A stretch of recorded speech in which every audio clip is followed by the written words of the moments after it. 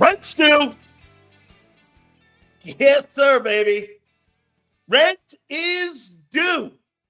Woo! It's a football Friday. My God. Hey, man, you have to know, right? You have to know right now, this is rent is due, right? Ain't no more prognosticating. Rent's due, baby, on Sunday.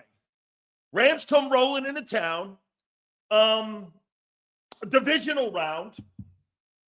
It's going to be a great weekend in football. I'm jacked up. Monday night, you got the national championship game between Ohio State and Notre Dame. We're going to get some storylines going this week. By the way, guys, do me a favor. Please hit the like button. First 15 minutes.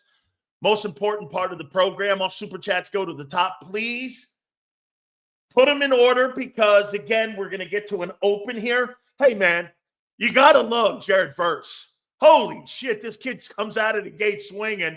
I hate you. I hate Philly fan. Man, you should wear that as a merit badge. Dude, I'll tell you this. The greatest reputation in the history of NFL football when it comes to fans is in Philadelphia, Pennsylvania. I don't look at it the way these other assholes look at it. Oh, my God, these guys are so nasty and mean. Good. I want a fan base like that. I want a fan base that's passionate about my team. It's got great civic pride. You got them lightweights and you got them snowflakes in the media, the liberal media, that fucking hate you. You know why? Because of your attitude. You know what it is? You got an ego. You love your team. You hate when people hate on you. People can't hate. They can't take people like you. That's why they can't take me. 15-3. Thank you, Khalid. That's right there, man. Chips and birds. Fuck them. Fuck them. Dude, I'm sorry. I played at this University of Miami thing, and I love when people hated me. I thrived on it. I ate that shit up. I still eat that shit up. Nothing really has changed in my life. I eat that up.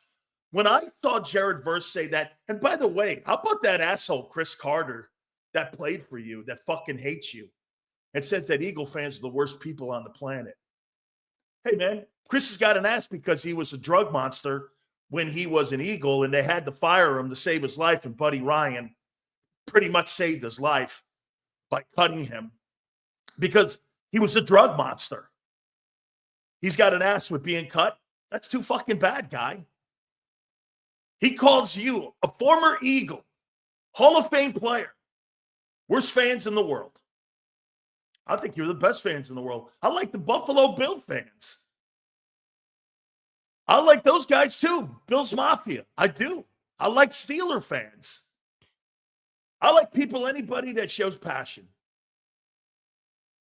Hey, but the media can't take you. Do you know why that's why they do that shit? Cajun Cobb, baby. How you doing, Sills? I'm doing great. Football Friday. How can you not? How do you feel about Jared Verse? And you know what? Who cares with Jared Verse? Sills, it's Philly. Unapologetic asshole. Thank you. Yes. I have now become your adopted son. I'll take it. I have now officially proclaimed being Philadelphia's adopted son. Fuck you. You don't like it? Don't show up. You're too much of a... Sorry, Aunt Betty, I won't use it. It's a football Friday. I promise you I wouldn't use... Okay, the F-bombs, I can't stop using them, but I won't use that profanity. How about wussy? I'm doing that only for my aunt. Okay? I don't give a shit what you think. Hey, look, man, I may dog certain aspects of your organization and your team, but I don't dog the fans. Fans are what makes sports talk in Philadelphia the best in the country. You're better than New York. You're better than New York. Clearly better than Chicago. You're better than Los. Dude, LA and New York sports talk blows. You know why? They kind of care. That's why Sunday's big. Hey, how about this too? You got an asshole fan base. Cold, snowing. Come on in. You got an indoor team coming into Philadelphia. You want to fight? See, that to me is what the Eagle fans and Philadelphia sports fans are. Hey, man, you want to fight? Let's go. I don't give a shit where you want to fight. Parking lot, garage, park, anywhere. I'll fight your ass. You want to take it even to Jersey, you want to go to Wildwood, I'll fight you on the beach in front of people. Come and get it. Come and get it. I can't wait to Sunday, man. Lay it on him. Anthony Paisan. Let's see if Verse still talks after going up against Lane Jordan for 60 minutes. Hey, like I said too, Anthony, everybody's got a big mouth until they get punched in that mouth. Say you anything about the fans only makes us get up more. Absolutely. Anytime you talk shit on them, they're going to fucking go nuts this Sunday. This is just like a kind of a precursor to this. Okay? Can't make that comment right now, Joker. Got to win a Super Bowl first. You can't compare yourself to Super Bowl teams until you become a Super Bowl team. Don't act like a championship team until you've consummated it. You're not married yet. You're not married to that Lombardi trophy yet. Should Tanner McKee get QB1 snap Sunday? Dude, adios. Are you kidding me? Adios. Please. Where would you come up with that? Let's go, man. Let's go. So Verse thought that he would give the Eagle guys and the fan base bulletin board material. Yeah, that'll go well. Yeah. Hey, that will last as long as milk on the table for 3 days. By the time that thing gets to Sunday, it'll be spoiled by then. Yeah, that's a good thing to do to Eagle fans. You're lucky you're not at the vet. See, you know what they've done to Eagle fans? It's kind of crazy. They kind of moved you out of the hood, and they put you in these nice kind of like, digs now where you have Lincoln Financial. You got nice running water. You don't have cats running around. You don't have rats at the vet. You don't have the courthouse any longer in the jail there up in the 700. You don't have any of that shit. So you're kind of like now in new digs. They kind of moved you on up. You know what I mean? They got you out of the vet. It's the same fucking fans. It's the same assholes. You're just in a different environment now. Okay? I think that's what people. Hey, look at it. Here's Eagle fan. Ready? Hey, look, man. Look at the new crib they gave us. Wow, this is really fancy. Running water. Holy shit. Look at the concession stands. This is really nice here, man. Lincoln Financial. Look at this shit, man. Look at it. Wow, look at the. Here, I would say this too. If you're Eagle fan, you're like, wow, look at the field. I don't see it elevated on second base anymore where the carpet used to go up on second and guys would blow their knees out. Holy shit, look at that. It looks like a real football field. This is really great. Wow, you're still the same assholes. Okay. Hey, look at this. Flexing goes, I hate the vet. You may hate the vet, but I don't think you realize how much other players hated the vet. Verse has no idea what he's walking into. Done. I love that. All right, man. Hey, man, we're going to give you our takeaways here. Got a bunch of shit to hit on here. Zander's going to join us at 3:30. We're going to have our usual cast of characters. Jason Cole will break down our NFL Hall of Fame voter from Yahoo Sports at 4:30. And Billy Godfather will join us at 5:30. So All right, before we get going here, okay? Before we get going, let me see. Did I put that down? Yeah, I did. We're going to use that as a topic here. Give me some scores. By the way, hit the like button here on this Football Friday. Give me some scores. And I want to see if they're going to be in the room with me. What you see on Sunday. Great weekend. Saturday, we'll know a little bit about the Lions in Washington. And then, obviously, Sunday, you got a barn burner with that Buffalo and Ravens game, too. That's going to be a great one. I'm looking forward to Josh Allen versus Lamar. 24-20. I am not going with Emirates. Martin says 30-15, 35-17. Raz, 28-17. See what Harv says. Veteran Stadium was one of the best home field advantages. No one wanted to go there and play during the Buddy days. The event's truly intimidated. Absolutely. Hey, by the way, over on my X account, you've got to go see Jerome Brown.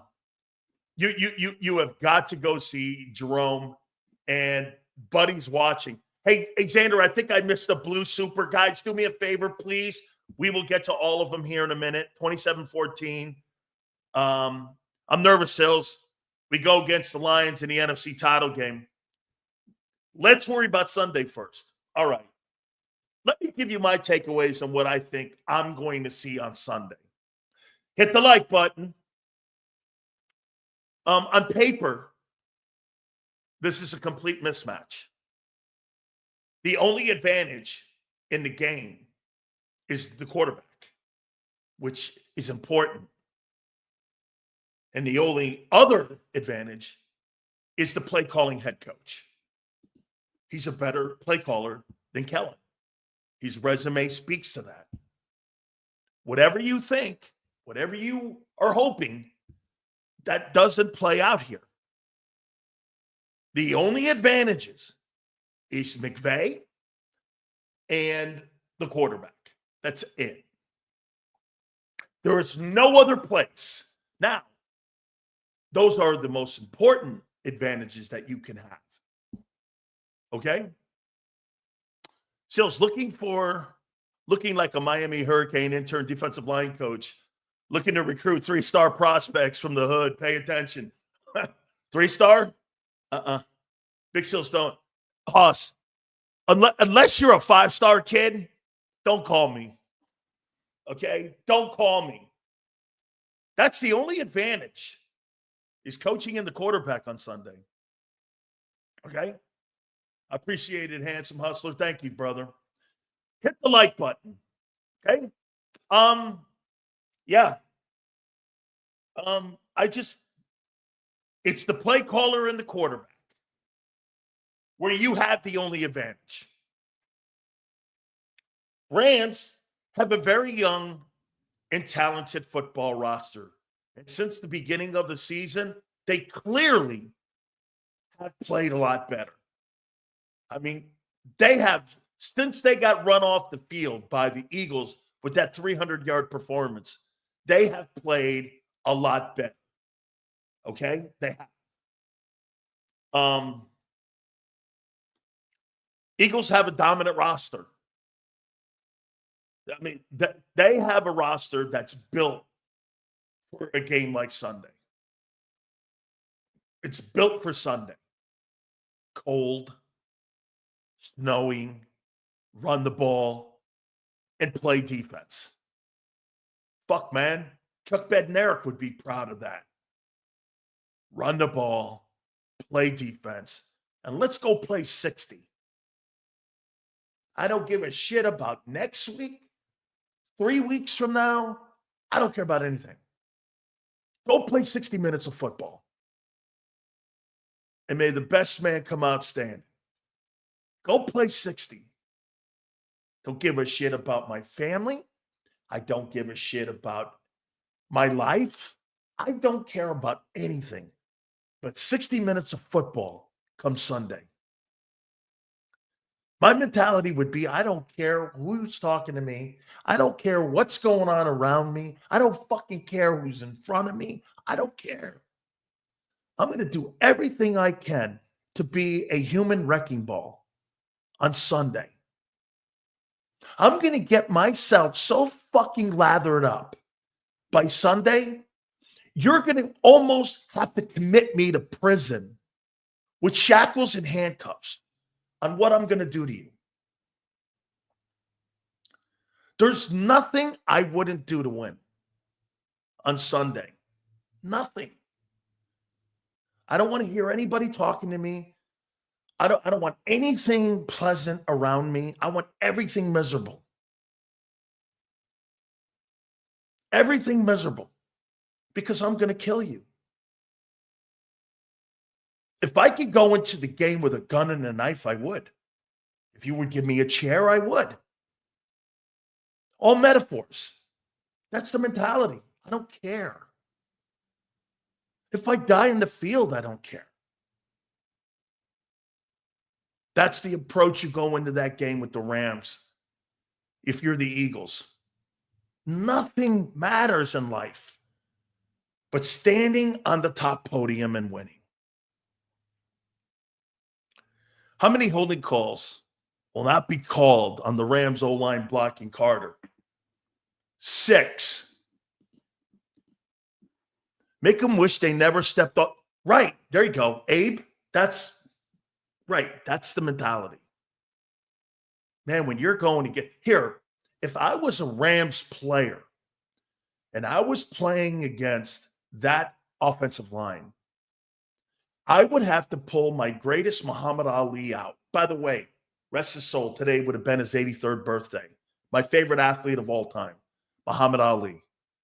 Was privileged to meet him with Angelo Dundee in Miami when Jimmy used to bring him to our practices. The champ is here. That's what he used to do. The champ is here. All of us would stop practice and go see Ali. It was one of the greatest things of all time. Jimmy used to bring all the great boxers. Hector Camacho, Marvin Hagler. I've posted pictures of all this. Mugabe, the Beast would come. We had Thomas Hearns. We had Sugar Ray Leonard. Jimmy's a big fight fan. And he would have all the boxers show up. And then there he was. Angelo Dundee had a gym in South Florida. And we would go see him. And all of a sudden, there he was at our practice field on Green Tree. There's Ali coming in talking to us. You have to understand something about my generation. We all wanted to be Ali. That's why we talked so much shit. We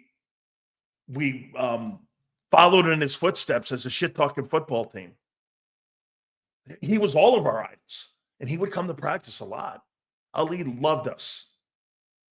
And anytime he was in town in Miami, he would come up and see us if we were on the field. It was just great to have met him and shook his hand. I mean, then when I started doing sports talk radio in Tampa, Angelo moved up to the Bay Area, I think Sarasota, and he would come in my studio. I have a signed autographed book that Ali, and he gave it to me. I always loved Hagler Hearns. It was a great fight in Caesar's Palace in Las Vegas. Chills, I watch you every day on the road. I'm a truck driver. Dude, you're the heart and soul of our country. Going up and down the East Coast, flipping people off, go Birds. How you doing? Eric, you're the heartbeat of America. You're the dude I like talking to. You thank you, Eric. You're the guy that matters to me. Okay? You are people that make America great. Truck drivers going up and down, earning a living.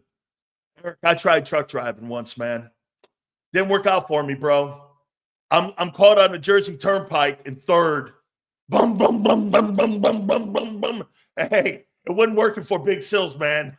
Yeah. Hey, man. Bum, bum, bum, bum, bum. Now, wait, I couldn't get it. Hey, moving them gears around like that, I couldn't get it going, dog. I'm sorry, Eric. Okay? I'm sorry, dude. I couldn't get that thing out of gear, dog. So I appreciate you, man. Thank you so much, man. Please, everyone. That's exactly the kind of people that have watched my show for over 30 years. Is people like Eric. Hit the like button here on a Football Friday. So let me finish up here. I don't know, man. Could see snow on Sunday. Okay? Could see snow on Sunday. I got 28-10 Eagles. You're going to have to prove to me. You're going to have to prove to me that you could take a beating and then get back up again. And you're going to have to act like Muhammad Ali and go back and beat your opponent and prove to me that you can beat him. I don't know if I think the Rams are really talented. I think the Rams have a lot going for them. I think the Rams have really rebounded well since the Super Bowl win, and they pushed all their chips. I think they really have a great organization. I just don't think you're tough enough. This is going to come down to being tough enough. The Eagles are tough. It's a tough team. You want to know the difference between the 2023 team and the 2024 team? The 2023 team was tough. The 2024 team is tough. Mean. Physical. And they go out there every week and played like that. They're tough. Man, it wear you out. It's just in a fifth. They're like George Foreman. Many of you know Foreman's one of my dear friends. He's been on this program 2-3 times. George Foreman was like this. You know what the Eagles remind me of? They remind me of George Foreman. George never wanted to win rounds. He was more concerned about winning a fight. Eagles aren't concerned about winning the first quarter, the second quarter. They're just going to win the fight. They want to win the game. That's what a heavyweight knockout artist does. I don't give a shit about the first quarter. I don't care about the second quarter. By the fourth quarter, you're going to have the carts carrying you off like the Packers did. That's how I see this game. The Rams are going to have to prove it to me. Zander was trying to give me a pep talk, a reach around. I said, I'm not buying it. I'm not buying it. I'm just not buying it. You're going to have to prove to me that you could take a punch. Because in the first fight, you couldn't take a punch. You just couldn't. You couldn't take a punch.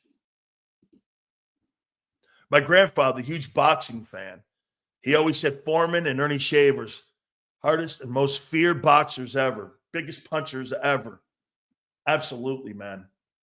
Great knockout guys. No question about it. We take teams too deep water and you drowned them. Correct. Listen, there is a part of me that believes the Rams have a shot. And I'll say it one more time to you. The only way the Rams win this game is if the Eagles underachieve and the Rams overachieve. See here, I think the Eagles can play a B game and win by 10. The Rams have to play an A game to have it in the fourth quarter to win.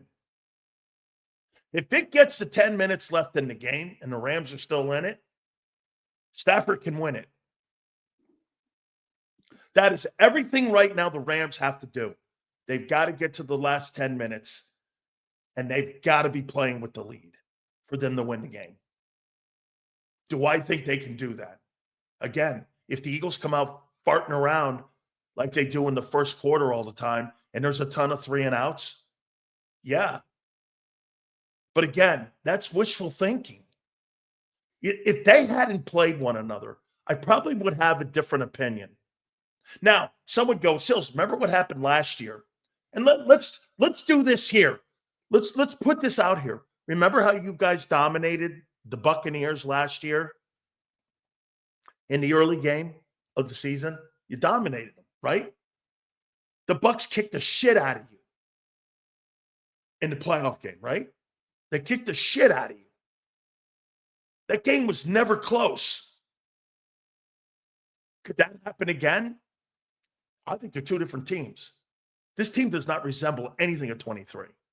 There's no comparisons. It's a completely different football team, mentally, preparation-wise. It's just different. Now, if you had a losing streak going into the playoffs like that, I would think the Rams beat you. I don't see it, though. I don't give a shit AJ played. Didn't play. One player shouldn't destroy your roster. Every time I fucking hear what Richard says and shit like this right here, AJ didn't play. Again, at the end of the day, one player is going to derail your football team. You're not a very good football team. Don't you agree, guys? You're not a very good football team if you get derailed. Says, how bad do you think Mulata wants to get back after Verse and what he did to him when he pile drived him over? Oh, I think he sees that on. I would. Okay? Oh, I would. I would totally want that. 28-10. 28-10. Prove to me that you can go into this football game and you can take care of business. Just prove to me. I'm going to do this later on with Zander in the next hour. But here, I'm going to say this to you. Some prop bets heading into the game. Hurts over 37.5 rushing yards. Over under. In a weather game, over. I think he goes for about 50. Barkley, over under. 111.5. Oh, I got over. In a weather game, Barkley, I got over. Passing yards, 204.5, 204.5, over under. I got under. Remember the number. Jalen Hurts throws the ball for over 200 yards in a game in wins that he's had in the playoffs. He's 0-3. Under 200 passing yards, he's 3-0.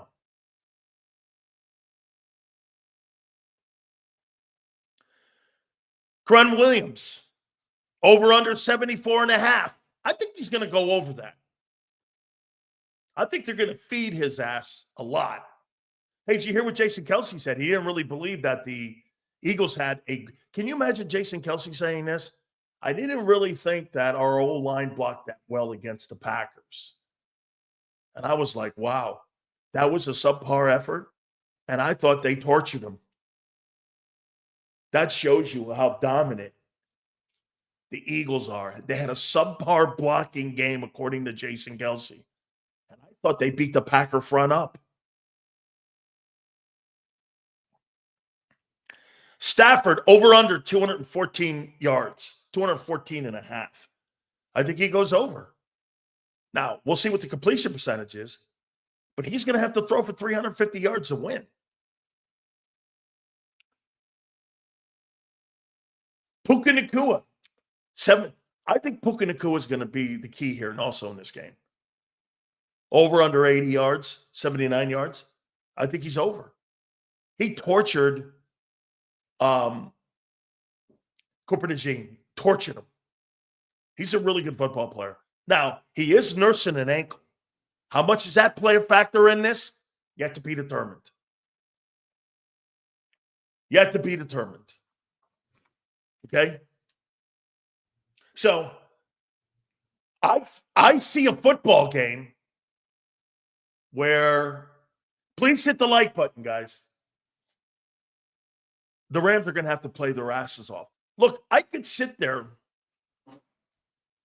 Guys, I could sit here and lie to you and make some bullshit up and say that I've got the Rams and I want the Rams. I can't do that. What would be the reasoning? Hey, this would be the biggest upset in the playoffs if the Rams beat the Eagles. And I'll tell you what, Nick Sirianni would be in serious question how he prepped the team if they lose this ball game. Okay?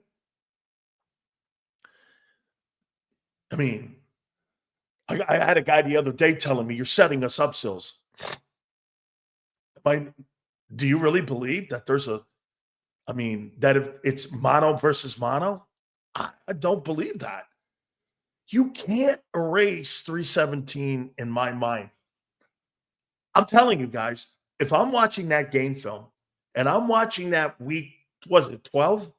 And I'm watching my ass get fucking beat up in a ball game and I'm watching that on tape, I wonder how much of that tape Sean McVay had his coaching staff show, because that's watching somebody get beat up and you're the guy you're watching yourself get beat up for 3 days. I mean, I don't know about you, but I'm not sure I want that kind of confidence or lack thereof going into a ball game.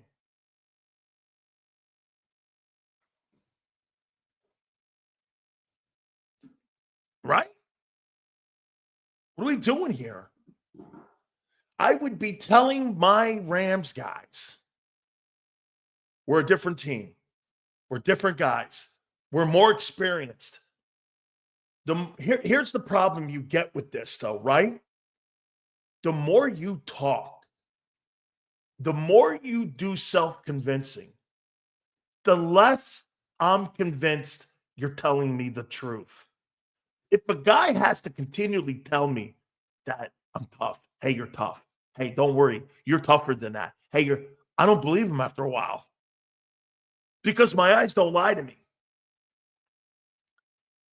See, the key in coaching, the more you talk, the less I believe. You get that, right?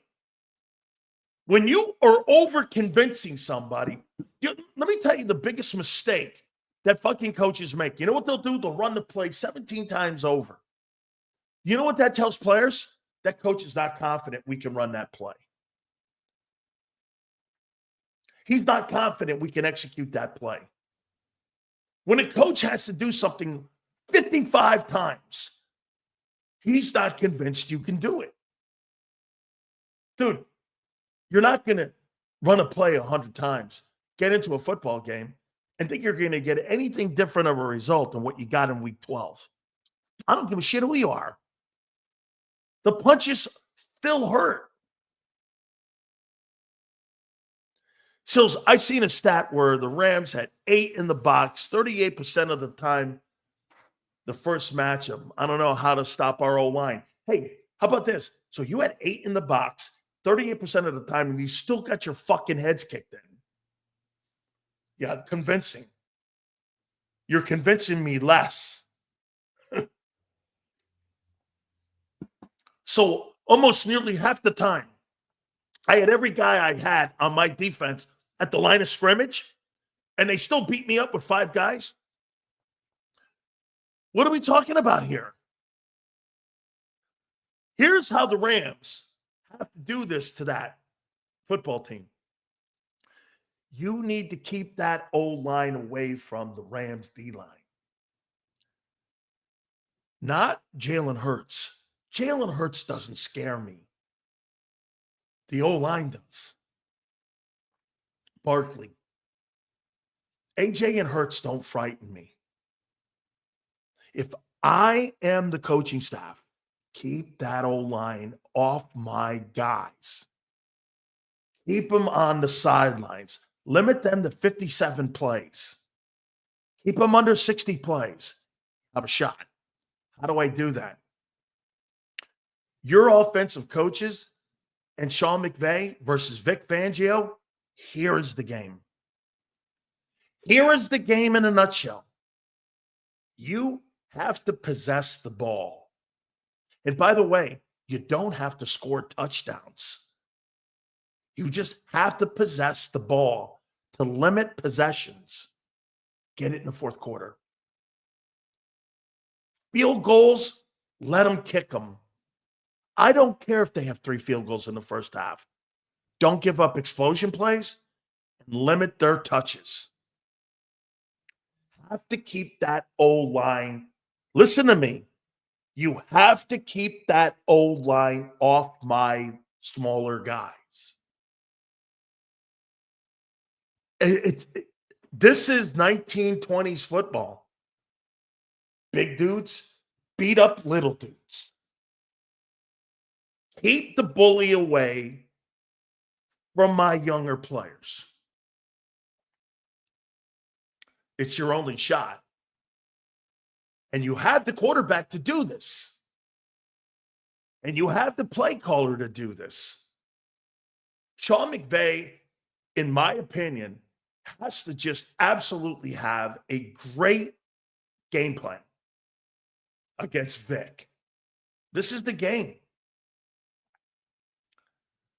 They need, in my opinion, the Rams 4 series of 10 or more plays, and they can win it. Again, I'm talking about what they have to do, not what they will do. Okay? Do I believe that? No. Now, I think the Rams can move the ball on that defense.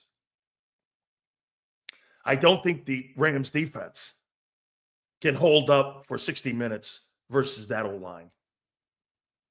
The game is won with Stafford versus Vic Fangio. That's the game. Because you do not match up roster-wise, but you match up better with their offense versus your defense than vice versa. The offense is too big. Goddard's a great blocker on the edge. If you go back and watch the 22, Goddard had a great game blocking. He was a force in that game against the Packers. Blocking on Gary, he did a nice job. He's an underrated blocker. I mean, look at this. What is it going across? With the tight end, 6'4", 6'8", Mulata, 6'6", Landon, 6'3", Jurgens, 6'8", Becton, and 6'7", Landon. And these guys all look like bodybuilders. Got to keep that. You've got to keep that unit away from the Rams defensive line. Screens. I don't know what Higbee's status is going into the game. Boy, would I attack that linebacking core. Every time I see Jeremiah Trotter, I am going right at him. I do not believe he is NFL ready yet to play 50 plays in a game. And I don't even think that kid Oren Burks is. Go right at him. By the way, I would run stretch plays on the defensive tackles. Okay? Run stretch plays. You know why? Carter runs around blocks. Force him into running around some blocks. See if you can get a lane. Run a stretch play. Tire them out. Run the stretch play.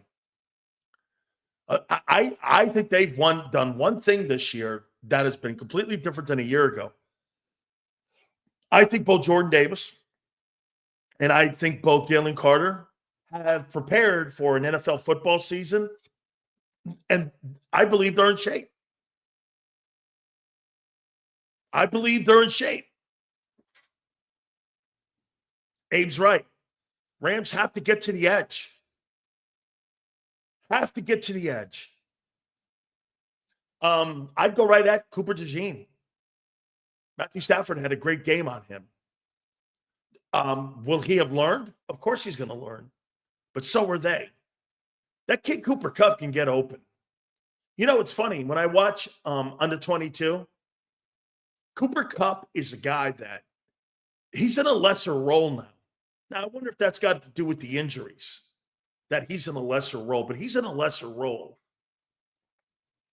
than he's been in recent time. I think it's got a lot to do with the injuries. Stafford's been playing great football. But again, one thing about the NFL reminds me a lot of baseball in a way. You're only as good as the next day's starting pitcher. And Matthew Stafford could have played well for 5 weeks. You get into a game versus an ace like the Eagle defense, and it doesn't really matter how well you've played. Okay, so I mean, they have to keep that defense, okay, on the sidelines. Have to keep them. Chiefs may lose to Stroud. I doubt it. Okay. So that's kind of an overall view of this game.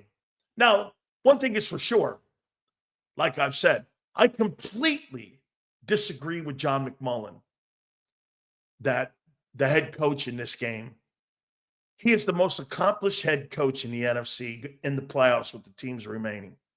There's nobody. And that guy, ESP, is an absolute assback, saying that the coaching advantage is with Nick and his staff. Where would you get that from? This guy's won 4 division titles, 2 conference titles. He's won 8 playoff games, and he's won a Super Bowl. Where the fuck in your right mind would you think anywhere on Nick Sirianni's resume with his coaching staff, not even his coordinators, are in the conversation with what those guys have accomplished? Not remotely close.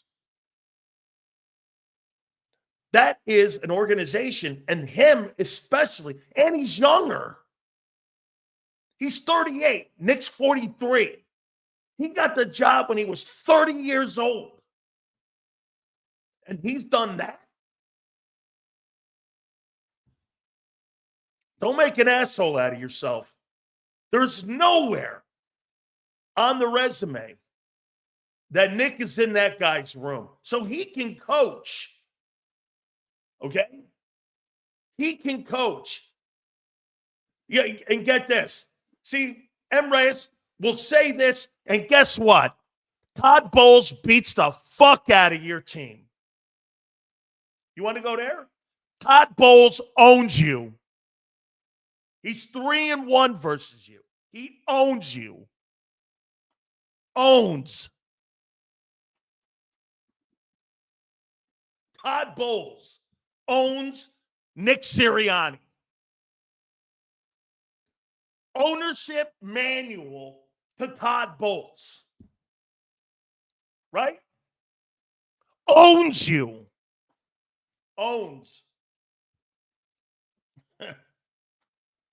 Ownership manual. Todd Bowles. You can't beat the Bucks and Todd. How you doing? How you doing?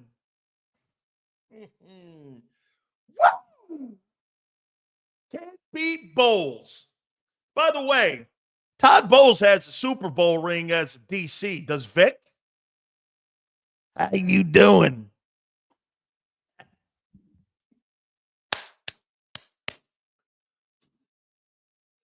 Vic don't have a Super Bowl ring yet.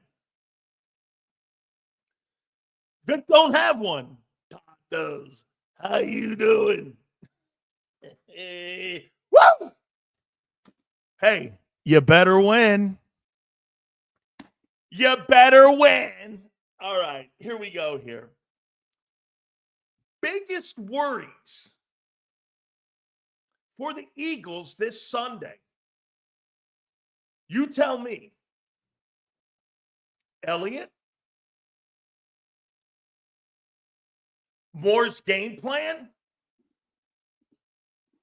Playoff-less Bowles, how you doing, baby?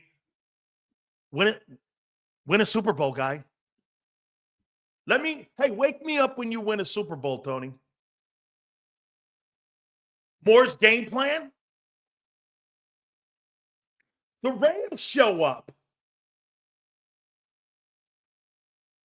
Hurts shits the bed like always. Which one are you more concerned with? Elliott?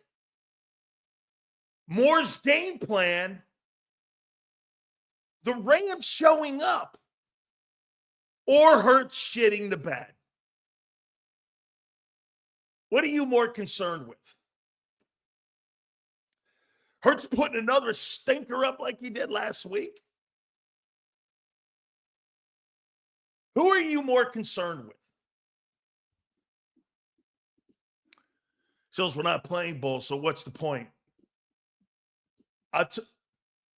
No, the point was somebody said that McVay hasn't beaten you. Who gives a shit? He's won 2 conference championships and a Super Bowl. That has no bearing on one's resume. What the fuck that regular season glory. Hey man, I'll tell you what Eagle fans love to do. You love to cheer regular season glory. How about some postseason glory? Bang. Let's get some postseason glory. And Reyes loves that regular season glory.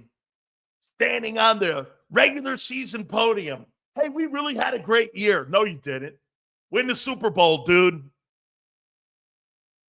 And here with the participation medal of the year, M. Reyes. I'm going to start doing this to M. Reyes from now on.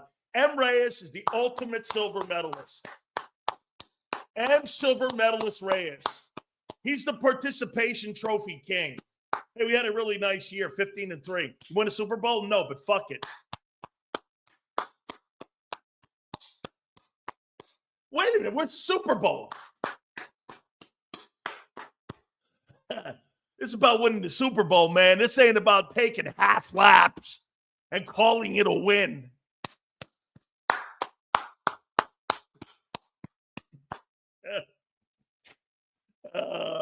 Yeah, hey, by the way, you're right. Todd Bowles is in Cancun looking at that Super Bowl ring going, hey, sweetie, bring me a Mai Tai. And Nick goes around Passaic, New Jersey with his NFC Championship game. Hey, bring me a Miller Lite or a Bud Light. I don't know, Bud Light. That's more for M. Reyes, Bud Light. Nobody drinks Bud Lights on this program. You understand that, right? Nobody drinks Bud Light. If Joe Krause ever brought Bud Light as a sponsor, I am not accepting it. No Bud Lights. No Bud Lights on this program. Nobody better be drinking Bud Light. That's a PSA for everyone. Football fans and people who watch the Big Sills National Football Show, don't fucking drink. Oh, wait, I got a good one. Nobody drinks Bud Lights but people from Canada.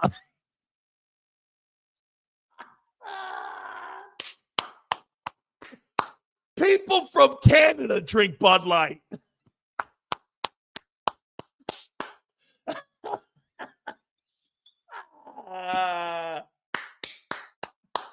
What's the national drink in Canada? Bud Light. Oh. Oh, my God. All right, here's for me. The biggest concern I have. Oh, man. Canada.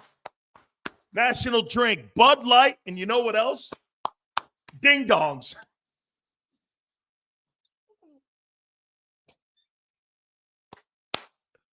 Bud Lights and ding dongs. Am I worried about Jake Elliott in this game?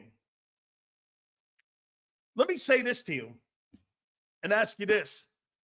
Do you think in the offseason the Eagles move off of Jake Elliott?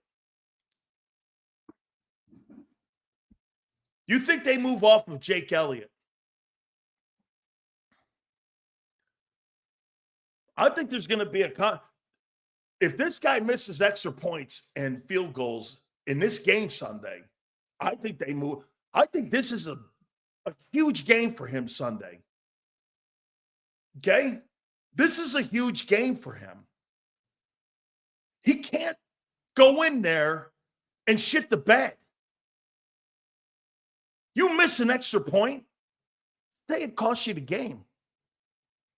They're going to move off this guy. You know why? Look at how much money he makes. He's one of the higher paid guys in the league. Number 2, Kellen Moore's game plan. Boy, I'll tell you something. It's already starting. Listen to the whispers. Kellen Moore's game plan has not been really good. That's not true. I think Kellen Moore's game plan has been exceptional. Well, wait a minute. The passing game sucks because the passer sucks. Because the passer sucks. He doesn't suck as a player. The passer sucks. Okay? You're 30th in passing. You couldn't even throw 20 TDs this year. Your passing game is not very good. Okay? All you have to do is watch film. It's not very good. And he's taken 38 sacks. No question. Kellen Moore is also 15-3. No, Sue. Kellen Moore's game plan is what I'm talking about, not the shitty passing quarterback. I'm talking about the coordinator winning games. What you want to do is you want to rip down Kellen for his game plan. Kellen Moore's 15-3 too. That's why he's interviewing for 3 different head coaching jobs. You're wrong. You're all wrong. You know he's got Chicago on the horizon too. He's going to have 4 job interviews. You're wrong, all of you, that say his game plan was not good this year. You know why? The interviews for potential job openings say you're wrong. It's not Kellen Moore's game plan. Other organizations are recognizing what he has done this year with a limited passer. Have they not? So you're going to interview a bum? You're wrong. You're wrong. You don't interview a guy you don't think is good. He's got 4 teams now interviewing him to be a head football coach. Because he's 15-3 with a limited passer. So whatever you say about Kellen Moore's game plan, you're wrong. You have an opinion. The facts are he's interviewing in 4 minutes to become the next head football coach of the Dallas Cowboys. Then in about 40 minutes, he's got an interview with the Jags. Then he's got an interview on Saturday, the day before the NFC Divisional game with the Saints. Next Tuesday, he's going to have an interview with the Chicago Bears. When you say Kellen Moore's game plan is not good, you're wrong. Hence, teams are now fighting for him. Get this. Whatever you say here is an opinion.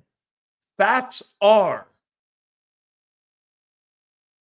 he's being interviewed, which is an indictment on Hurts. And a kudos to the coordinator. The coordinator gets more of the kudos for the team being 15 wins than the quarterback this year. Why? They didn't need the passing game, like you guys said. Kellen Moore switched off the passer, and the way how he built the team, these are all facts.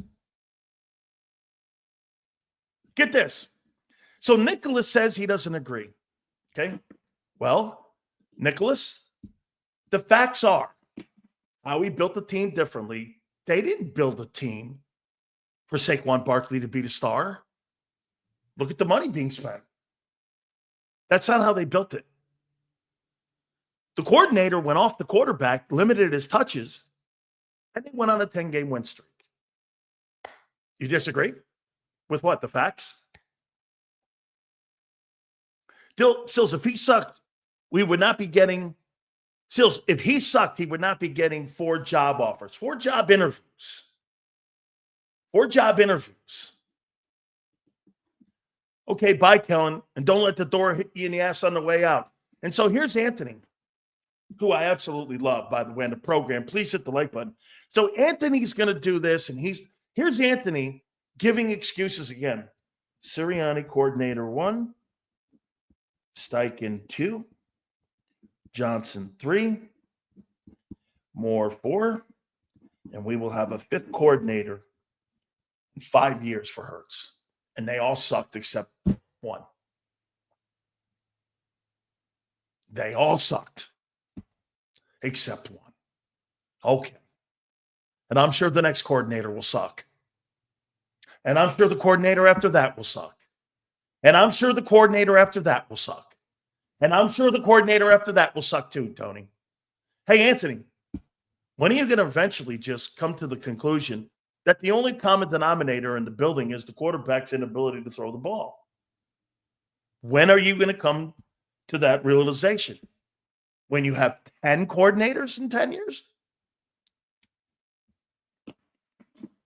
Kellen Moore is getting job opportunities because he did the right thing instead of doing the wrong thing of a year ago with doing what? Sticking with the plan. You see, a year ago in 23, they stuck with the plan. And that's why you had that losing streak. And all those hey, how about this one too? Doesn't it make sense that in a span of 31 games, Jalen Hurts had 28 turnovers? And when they took the ball out of his hands, he has no turnovers. How are you not seeing this? How are you not plugging that in? And then the coordinator's getting all these job opportunities. The passing game does have to improve, but not now. I mean, this is what you are.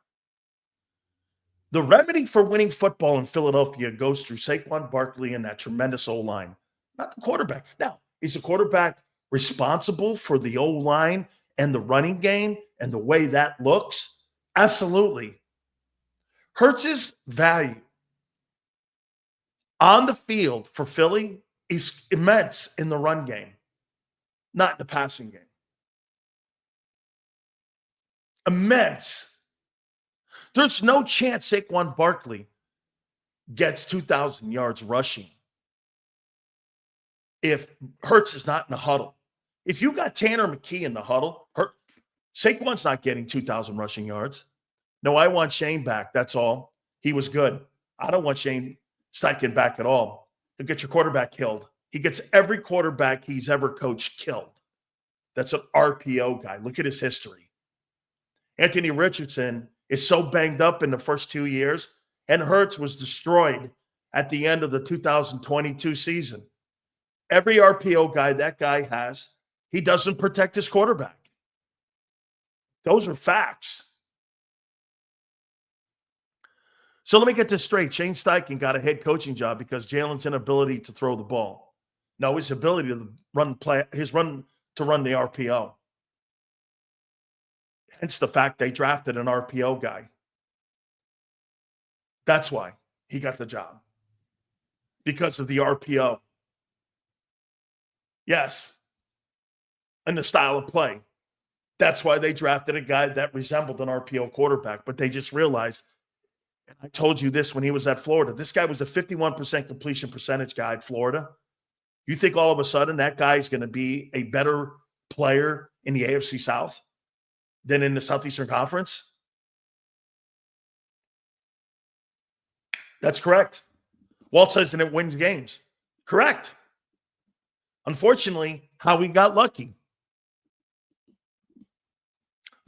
Howie Roseman, this is as much luck as the 17 team. He did not construct that offense to look like this. Look at the assets. a first round trade with AJ, a first round wide receiver, a second round quarterback. I mean, the assets alone in draft picks, let alone the money, was constructed to be a passing offense.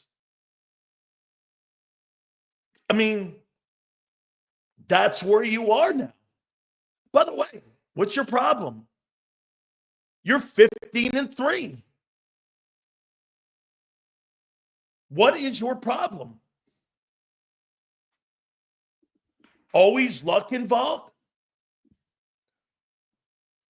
How we put together the best roster in the league.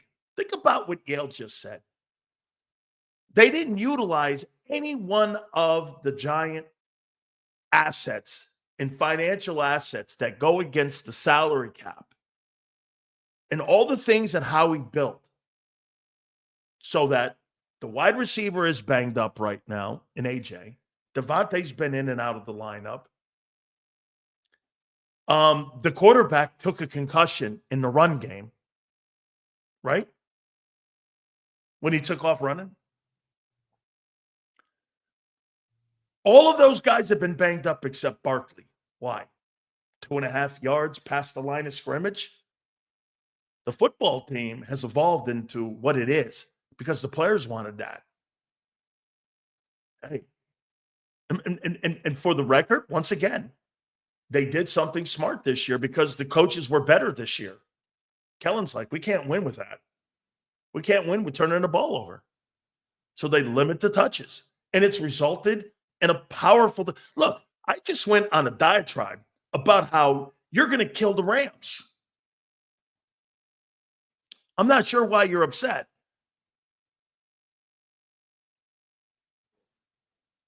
I'm not sure what you're upset about. You have everything going for you in this game Sunday. Why are you upset? Because I said that Moore is more responsible for the 15 wins than Hurts? He is. That's how he made the game plan. That's how he's constructed the team. You've won 15 games. You just won a playoff game. Now you're in line to get to the NFC Championship game. What the fuck is your problem? Okay, so Shane gets a head coaching job because of the RPO, and Kellen gets interviews because he can do what exactly if Hurts sucks. Bro, he's not getting a job in the National Football League as a head coach because of the great passing attack that you don't have. He's getting a head coaching opportunity because guess why? He had to evolve the offense, and he's evolved himself, and he's grown. This is a drop-back offensive coordinator who evolved the run game in Philadelphia to be a 50. What is your problems?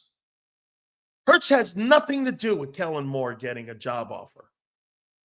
Where did he help him in that? In the run game? Okay. In the pass game? Not likely. Who in the world would hire a guy that got me marginal numbers if that's the case? Who in their right mind would hire that? Do you actually think Kellen Moore would run that same offense now in Philly? In Cincinnati with Joe Burrow? Not in your life. You saw it when he had Tanner McKee in there. I get your point on Shane killing the quarterback, but we pay Jalen. I get it. I want to see him at his best, in the best of his abilities. I'd rather it be a short-term or long-term. I got it. No, I said these dual threat guys don't have a high window. Zander, I missed the super. What the hell are you guys upset about? Kellen Moore's got 4 fucking job opportunities. And it ain't because of the passing game. What's your problems? You're right. He didn't put it. You're right. He didn't, but it was not luck. John McMullen said how he's good at contingency plans. Well, Barkley was a contingency plan.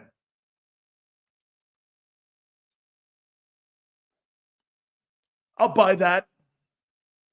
I'll buy that. Yeah. He hedged his bets, Anthony. Okay. Yeah. I'll buy that. I do. I buy that. Sure. The same. Hey, Anthony, would you not agree? Kind of the same way a little bit. Get this. This guy thinks, T. Hill thinks that Moore got paid off for Hurts's 29.03 and 18 touchdowns and 260 completions this year. There's not an owner in the world that would hire that if you had a franchise quarterback based off those numbers. He's being paid because he adapted off the quarterback and adapted into the run game and showed that he could be versatile as a coordinator.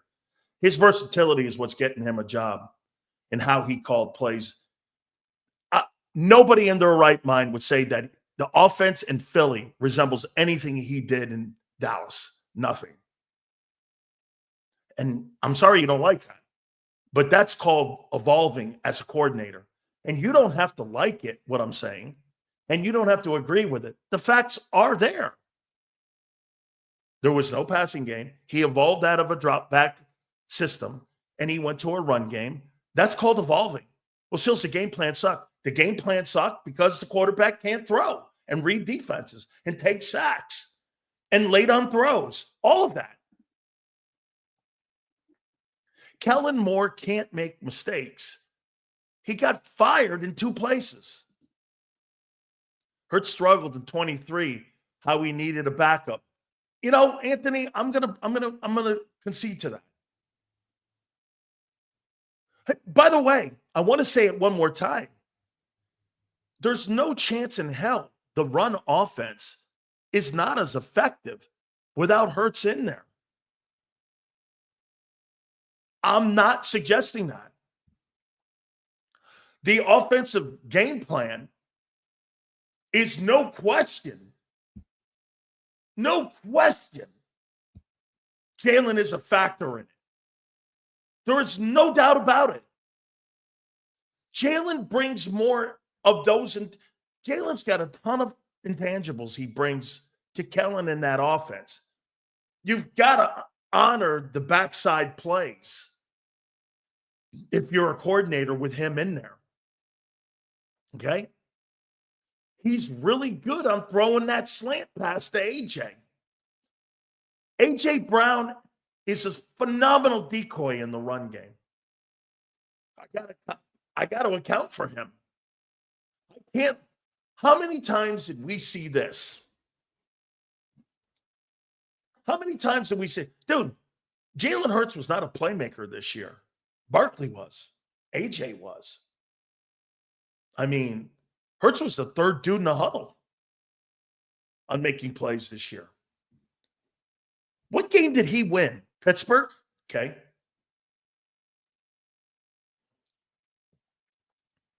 Barkley was the warhorse all year. Okay? By the way, why are you so upset that Kellen Moore is getting all these job opportunities because he put a great game plan together? I disagree with everyone. And I know everyone's going to go, well, he didn't improve the passing game. Nor did Nick. Nick was hired to improve and work with Jalen on the passing game. Nick failed. Brian Johnson failed. Kellen now, I guess, failed. So then you're going to get another guy. And he'll fail.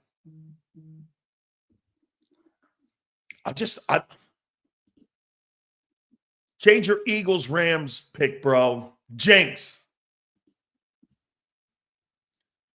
Maybe it's the quarterback. It is the quarterback. But the coordinator figured out, hey, Yale, let me ask you something, Yale. What's more important to you, Jalen throwing for $4,000 or Jalen being 15-3 with Kellen's offense? What's more important to you? And you're in the divisional round of the playoffs. What's more important to you? Kellen putting an offensive game plan together that got you to the Divisional game, potentially to the NFC Championship game, or Jalen Hurts looking good? 15-3, correct. That's right. 15-3. So how is Kellen Moore a bad coordinator?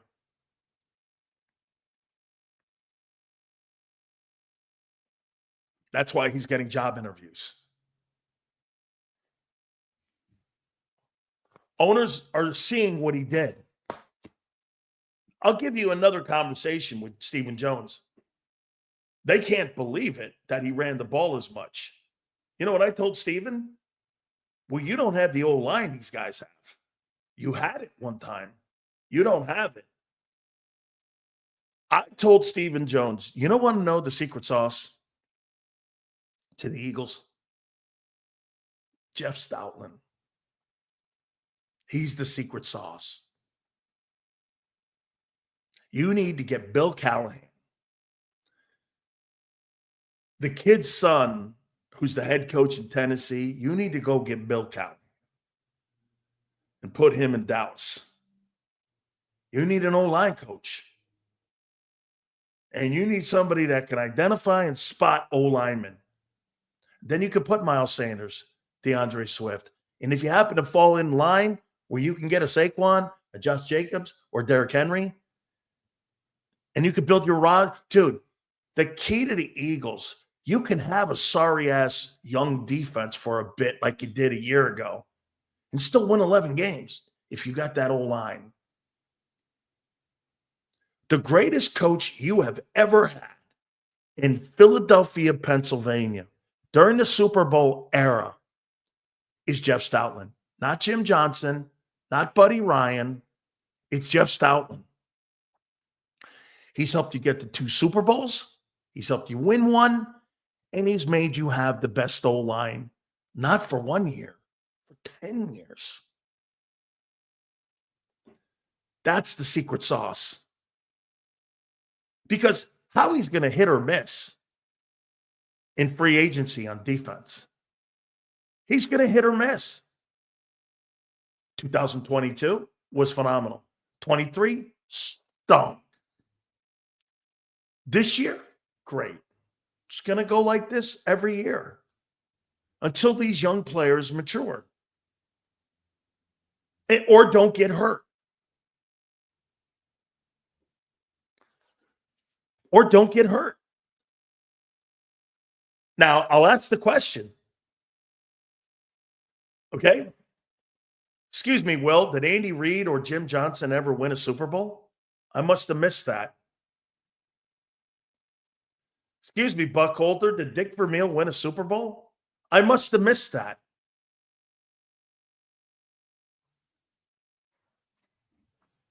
Okay?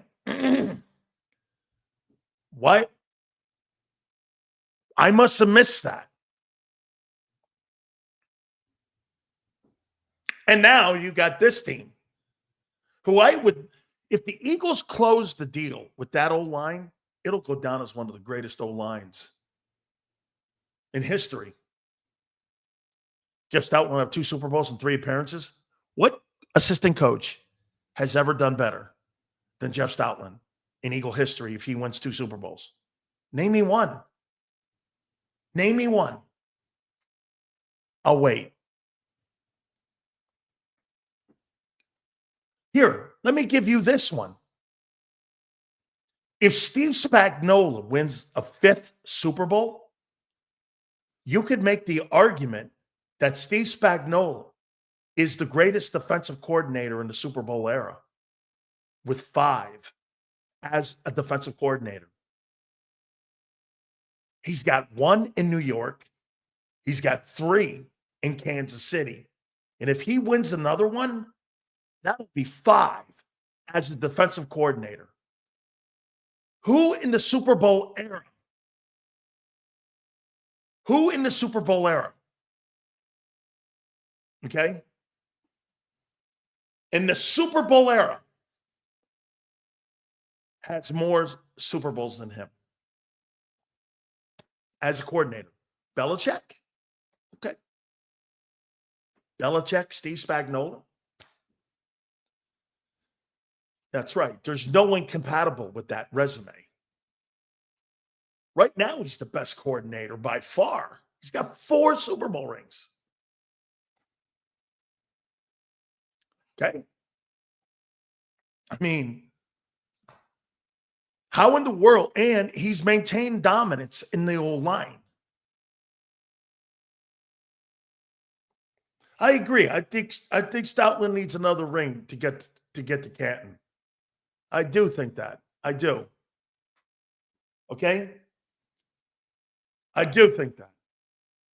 Josh McDaniel has 6 Super Bowl rings as an offensive coordinator. Oh, he'll get into the Hall of Fame. Absolutely. No coordinator in NFL history has 6 Super Bowl rings offensively. Not even Don Coryell. And he got in. Okay? Dick LeBeau. He got in as a defensive-minded guy with the Steelers. McDaniels will get into the Hall of Fame. Belichick did not call offensive plays during that Super Bowl time. McDaniels did. And he's got 6 rings. As a head coach, he stinks. As a coordinator with Brady, it's legendary. Assistant coaches are now getting in the Hall of Fame. Okay? Yeah, Charlie. Absolute shitty head coach. Okay? Shitty head coach. Tremendous coordinator. Remember something. It was Belichick and McDaniels putting all those offensive schemes together up in New England. So, how many people believe that these interviews are going to be a distraction for the Eagles on Sunday? He's getting a Bears interview next week. It'll be 4 then. He'll be interviewing for all of these job openings. I wouldn't doubt if he gets a job interview with the Jets, and we'll have like 6 or 7. He is the prototype what teams are looking for. Dude, if you can hire that guy Callahan in Tennessee, or you can hire Dave Canales. They hired Dave Canales in Carolina off of 1 year being a coordinator in Tampa. You're telling me you don't think Kellen Moore will be a head coach somewhere in the league this year? I'm believing it more and more. It's either going to be New Orleans, Jacksonville, Dallas. I'm believing it more and more now, especially if they continue to win. If he puts that team and helps put that team, and they dominate the Rams, okay? And they dominate the Rams, he's getting a job somewhere. How is this not a distraction? Here, I'll tell you the process. Alonzo Highsmith. Oh, by the way, I forgot to tell you guys, you're not re-signing Milton Williams. It's out. There's going to be a bidding war for him between Cleveland and New England. He's going to be one of the most coveted guys in free agency for defense. And I only know 2 teams that are going to be bidding for him. So he's going to be high-end guy. I do not believe the Eagles are going to pay $20 million for him, and he's going to get between $18 and $20 million. That's what I'm being told by an executive with one of those 2 teams. And one of those 2 teams, who I'm very close to, said that they covet him big time in wanting him in the building.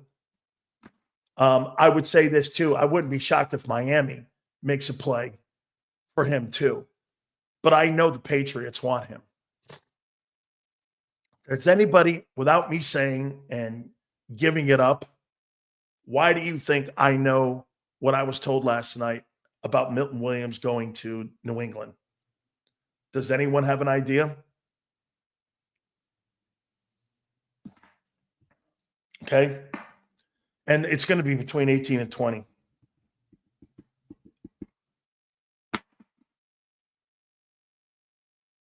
Vrabel? No, I didn't talk to Mike.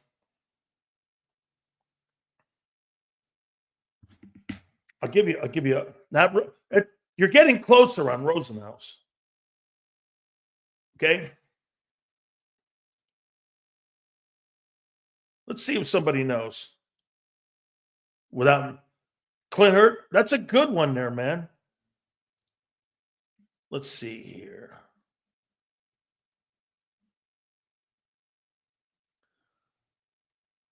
See if I'll give you just a picture.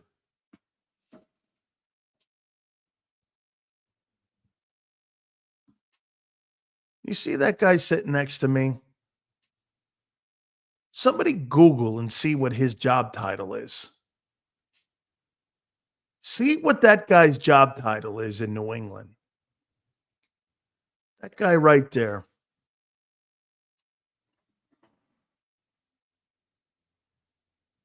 See what that guy's job title is with the Patriots. Let's take a look at that. God, I love him, man. Let's take a look.